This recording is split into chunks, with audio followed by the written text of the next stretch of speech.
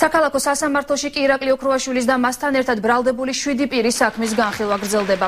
დღევანდელ პროცესზე მოწმეების დაკითხვა მიმდინარეობს. ამ ეტაპზე ბრალდების მხარის მოწმეები იკითხებიან. ირაკლი ოქრუაშვილს შეიარაღებული დაჯგუფებების შექმნა და ამ დაჯგუფების მეთაურობაში ედება ბრალი, გამოძიება ბრალდებულებს იარაღის უკანონო შეძენა, შენახვა, ტარებასაც ედავება.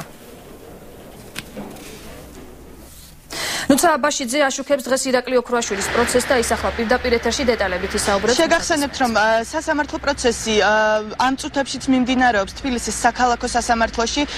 დღეს მიმდინარეობს დაკითხვა ბრალდების მოწმეების. აღსანიშნავია ის ფაქტი, რომ ირაკლი ოქრუაშვილს და მასთან ერთად 7 ბრალდებულ პირს მოეხსნათ ბრალდება სამხრეთ ოსეთის ადმინისტრაციულ საზღვართან იარაღის სამალავის შექმნაზე.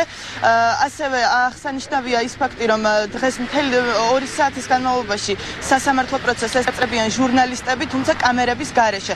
პროცესზე არ დაუშვეს ოპერატორები. ამ წუთებში დაკითხულია 3 მოწმე და სასამართლო კიდევ 1 მოწმეს დაკითხავს დღეს.